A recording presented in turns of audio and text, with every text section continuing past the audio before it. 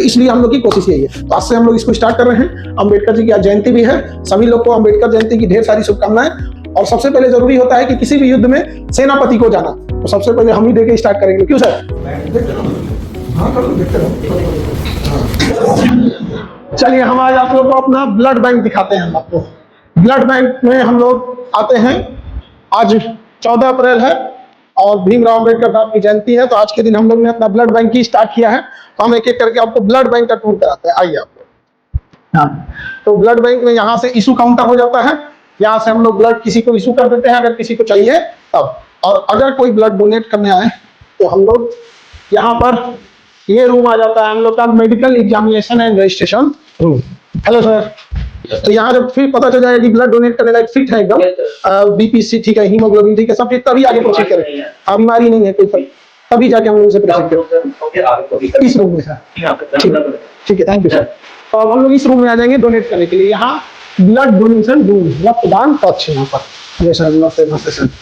तो ये एरिया जो है इसमें हम लोग ब्लड को डोनेट करेंगे यहाँ पे। तो यहाँ पे ब्लड डोनेट, अच्छा ये वो जो ब्लड डोनेट करेंगे तो उनके लिए होता है बॉल को। अच्छा यहाँ पे, और इसमें अब ये वाला रेडी है। अच्छा ये रेडी है यहाँ पर। तो इसमें आज हम शुरुआत करेंगे। हम आज क्योंकि ब्लड बैंक आज 14 अप्रैल है, अम्बेडकर साहब की जयंती है, तो ब्लड बैंक की शुरुआत हम पहले अपने ब्लड से करेंगे, क्योंकि युद्ध में सबसे पहले सेनापति को उतरना होता है। तो ये रेडी है। हाँ ये वाला बैंक रेडी है। हम थोड़ा सा टूर करके आते हैं अपने ब्लड बैंक का, फिर हम आके यहाँ डोनेट करते हैं। इधर चलते हैं। अगर ब्लड डोनेट करने के बाद हम लोग यहाँ पे कुछ खाना पीना खाना हुआ, रिफ्रेशमेंट करना हुआ, तो इसमें क्योंकि ब्लड डोनेशन के बाद थोड़ा सा किसी को भी अगर भूख लग, थोड़ा सा एनर्जी के लिए जूस हो गया, कुछ मीठा चीज हो गया, कुछ फ्रूट्स हो गए, तो यहाँ दिए जाते हैं हम लोगों को इस एरिया में। और इसके इधर देखते हैं हम लोग, तो ये हो गया काउंसलिंग रूम हो गया। तो काउंसलिंग रूम, हेलो, तो काउंसलिंग रूम में होता क्या है कि अगर किसी के ब्लड में कोई बीमारी है तो यहाँ आके उसे बता दिया जाता है। और अगर कोई हिचकिचा रहा है देने से ब्लड, तो उसे काउंसलिंग करके उसे थोड़ा सा हिम्मत बढ़ा दिया जाता है। Thank you. तो ये हो गया यहाँ पे। और ये रूम है हम लोग का एफरेसिस रूम। एफरेसिस रूम यहाँ पर, इसमें क्या होता है एफरेसिस रूम में, तो ये बेसिकली प्लेटलेट के लिए होता है यहाँ पर। तो अगर किसी को डेंगू हो गया या फिर उसका प्लेटलेट एकदम डाउन हो गया है, 15,000 आ गया, तो मरने के कगार पे पहुंच जाएगा। तो ये किसी दूसरे मरीज, स्वस्थ इंसान से ब्लड ना लेके केवल प्लेटलेट निकालता है। अच्छा प्लेटलेट दे देते। ये मशीन हो गई एफरेसिस मशीन। तो यहाँ लेटने के बाद ब्लड लेंगे और ब्लड में से केवल प्लेटलेट निकलते और बाकी ब्लड वापस चढ़ा देते हैं।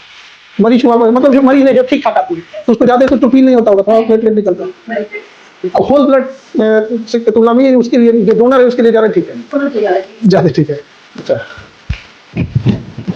अब हम लोग यहाँ से ब्लड लेने के बाद कहाँ जाते हैं लोग? अच्छा ये ब्लड बैंक का सारा सिस्टम अलग रहता है अंदर।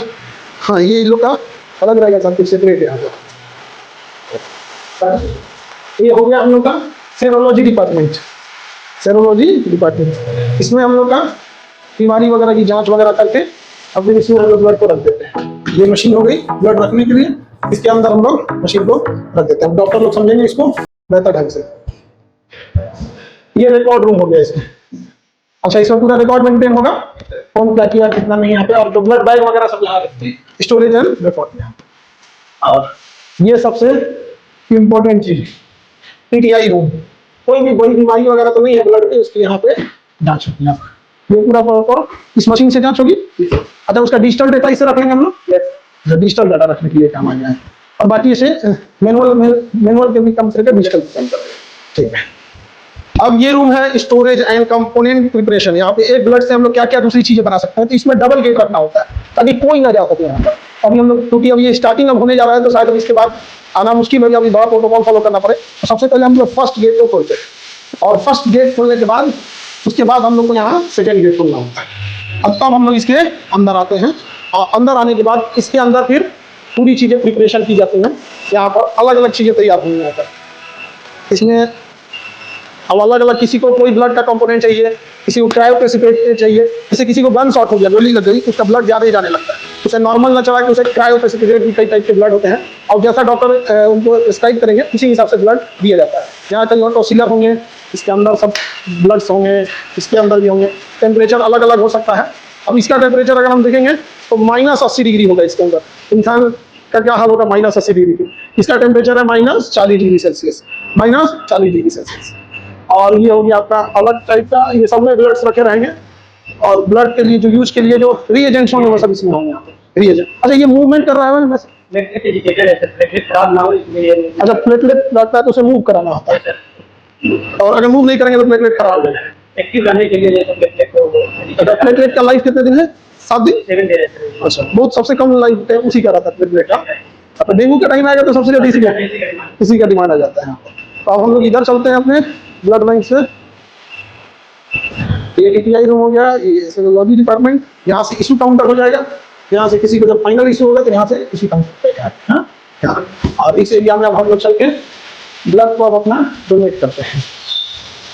ये रिप्लेसमेंट रूम हो गया यहाँ पे। अच्छा इस रूम से हम जाके देख नहीं सकते हैं ये वाला रूम, क्योंकि इसमें ना काउंसलिंग रूम होता है, उसको पैक रखा जाता है। उसमें अगर किसी को कोई बीमारी आ गई या कोई ब्लड डोनेट नहीं करना चाहता है या कुछ उसको काउंसलिंग करके बताना है तो उसी के अंदर बताना होता है। तो नॉर्म्स के अनुसार उसको पारदर्शी नहीं रख सकते, उसके किसी को नहीं देख सकते।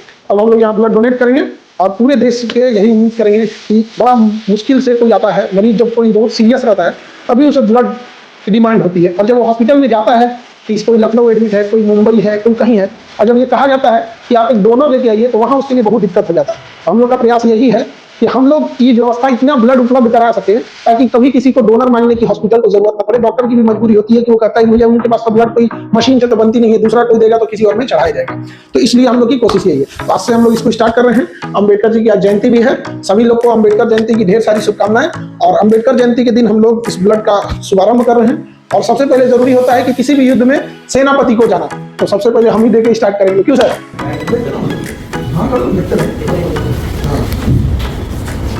देखिए ब्लड बैंक, ब्लड डोनेट करने वाले लोग को एक बात बोलते हैं कि आप ब्लड दीजिएगा ना आपको कुछ भी फील नहीं होगा। बस होता क्या है ना कि लोग ब्लड बैग देख लेता है बैग देख लेता है ना तो डर जाते हैं लोग। तो आप डोनेट करने के बाद जब आप देखते हैं कि मेरा इतना ब्लड निकल गया तो आपका साइकोलॉजिकल इफेक्ट पड़ता है। अगर आप ब्लड बैग को नहीं देखेंगे ना आपको कोई फर्क नहीं पड़ेगा। एक्चुअल में कोई अंतर नहीं आता है आपका ब्लड डोनेट करने के बाद, जीरो फर्क होता है। आप जो फुल काम कीजिए ब्लड डोनेट करने के बाद हल्का सा रेस्ट करके चलिए। वो भी रेस्ट इसलिए डॉक्टर बताते हैं 10-15 मिनट जो देखने के लिए कि कहीं आपको कोई इफेक्ट तो नहीं पड़ रहा है। हालांकि कोई इफेक्ट नहीं पड़ता है। उसके बाद रेगुलर काम कर सकते हैं हम लोग पूरा क्लास लिए सुबह। आज तो हम लोग का फिजिक्स का नया बैच भी था। हाँ तो क्लास भी लिए पूरा हम लोग। क्लास लेने के बाद हम लोग पूरा तरह से यहाँ आए, ब्लड बैंक स्टार्ट किए और आज ब्लड भी दिए। और ये ब्लड डोनेट करने के बाद हमको लगता है इन लोग का हो गया तो अपना निकाल लेंगे लोग अपना जो निकालना होगा तो। और उसके बाद ब्लड डोनेट करने के बाद जाकर मतलब क्लास रेगुलर क्लास रहता हूँ, क्लास ले लेंगे हम लोग, कोई दिक्कत नहीं आएगा किसी चीज़ में। तो आप लोग भी अब आइए और डोनेट करना जरूर।